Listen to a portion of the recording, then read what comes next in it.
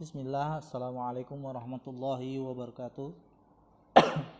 Alhamdulillah, wassalatu wassalamu ala rasulillah, amma ba'd.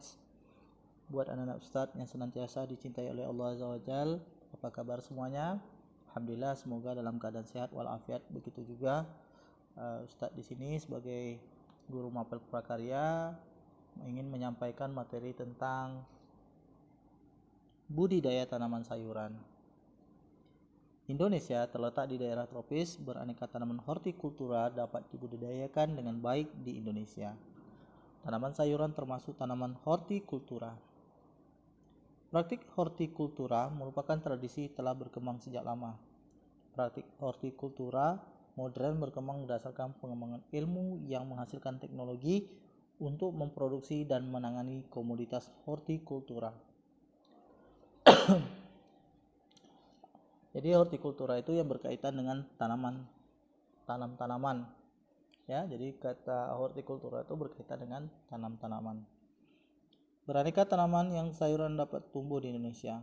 Lokasi penanamannya pun sangat luas yang terbagi sesuai ketinggian daerah, yaitu dataran tinggi dan dataran rendah. Jadi sifat daripada tanaman itu hanya tumbuh pada daerah-daerah tertentu, yaitu ada yang tumbuhnya di daerah tinggi atau dataran tinggi dan juga di dataran rendah. Indonesia dapat membudidayakan taman hortikultura sepanjang tahun karena tersedianya sinar matahari yang cukup. Tanaman hortikultura dapat tumbuh dengan baik di berbagai daerah di Indonesia karena kemurahan dari Allah Subhanahu wa Ta'ala. Baik anak-anak ustaz sekalian, pada bab ini, bab 3 tentang budidaya tanaman sayuran, kita akan mempelajari 4 subbab, yaitu yang pertama komoditas tanaman sayuran, yang kedua menentukan komoditas tanaman sayuran, yang C tahapan budidaya tanaman sayuran, dan D mempraktekkan tahapan budidaya tanaman sayuran. Kita masuk kepada materi yang pertama atau yang subbab A, yaitu komoditas tanaman sayuran.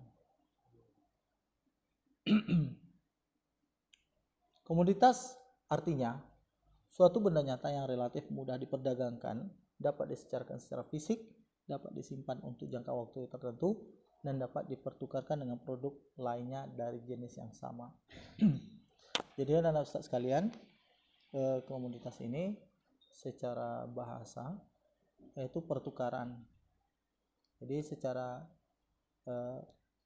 terminologi atau secara istilah seperti yang Ustaz sampaikan tadi, suatu benda nyata yang relatif mudah diperdagangkan, dapat disecarkan secara fisik, dapat disimpan untuk jangka waktu tertentu, dan dapat dipertukarkan dengan produk lainnya dari jenis yang sama. Jadi barang yang ditukarkan atau barang yang diperdagangkan harus dari jenis yang sama. Sedangkan sayuran merupakan tanaman hortikultura yang dibudidayakan secara intensif, artinya secara terus-menerus dari mulai pembibitan, jadi pertumbuhan, pemupukan, sehingga dia terjadi pembuahan. Indonesia yang terletak di daerah tropis merupakan surga biodiversitas, artinya keanekaragaman makhluk hidup. Biodiversitas artinya keanekaragaman makhluk hidup. Komoditas hortikultura. Banyak jenis tanaman hortikultura yang dapat dibudidayakan dengan baik di wilayah Indonesia. Jadi di tanah bumi Indonesia ini memiliki keanekaragaman sehingga banyak tanaman yang dapat tumbuh dengan baik seiring dengan berjalannya waktu, sehingga hasil yang didapat sangat dibutuhkan oleh manusia. Komoditas tanaman hortikultura dapat dikelompokkan menjadi kelompok komoditas A, jenis sayuran, komoditas B, jenis buah-buahan, atau komoditas C, biofarma, artinya tumbuhan obat, dan komoditas D, tanaman hias. Kelompok tanaman hortikultura. Komoditas tanaman hortikultura dapat dikelompokkan menjadi kelompok komoditas A sayuran, kelompok B komoditas buah-buahan, kelompok komoditas C biofarma, dan kelompok komoditas D tanaman hias. Untuk tanaman sayuran dikelompokkan menjadi sayuran semusim atau berumur kurang dari 1 tahun, dan sayuran tahunan atau berumur lebih dari 1 tahun. Contoh tanaman sayuran semusim antara lain bawang merah, bawang putih, cabai besar, cabai rawit, paprika, jamur, tomat, terung, buncis, ketimun, labu siam, kangkung, dan bayam. Untuk contoh tanaman sayuran tahunan antara lain melinjo, petai, dan jengkol. Tanaman buah-buahan dikelompokkan menjadi buah-buahan semusim dan buah-buah tahunan.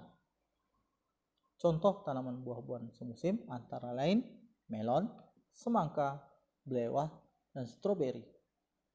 Sementara untuk contoh tanaman buah-buahan tahunan antara lain mangga, manggis, dan rambutan, dan masih banyak contoh-contoh baik itu sayuran semusim atau sayuran tahunan atau tanaman buahan semusim ataupun contoh daripada tanaman buah-buahan tahunan. Tanaman biofarma dikelompokkan menjadi biofarmaka rimpang dan biofarma non rimpang.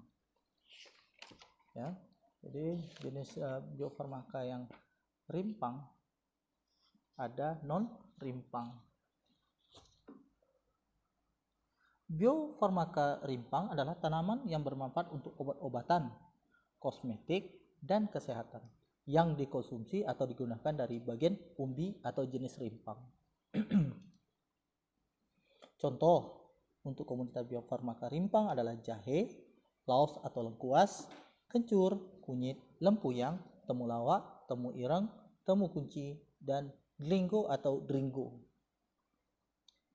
Untuk biofarmaka non rimpang adalah tanaman yang bermanfaat untuk obat-obatan, kosmetik, dan kesehatan yang dikonsumsi atau digunakan dari bagian-bagian tanaman seperti daun, batang, bunga, buah, ataupun akar. Contoh komoditas biofarmaka non rimpang adalah kapulaga, mengkudu atau pace, mahkota dewa, keji beling, sambiloto, dan lidah buaya.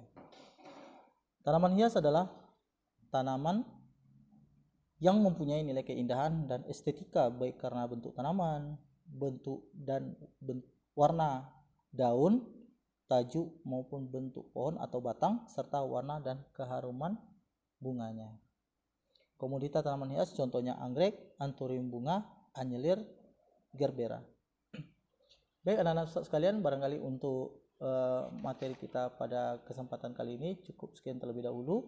Barangkali kalau ada pertanyaan atau masukan seputar materi kita, silakan layangkan ke WA grup Mapel Prakarya yang sudah kita miliki bersama. Baik, Ustaz Sudai dengan doa kafaratul majlis, subhanakallahumma wa bihamdika asyhadu an la ilaha illa anta astaghfiruka wa atubu ilaik. Ustaz sebagai guru prakarya mengucapkan terima kasih banyak atas perhatiannya. Assalamualaikum warahmatullahi wabarakatuh.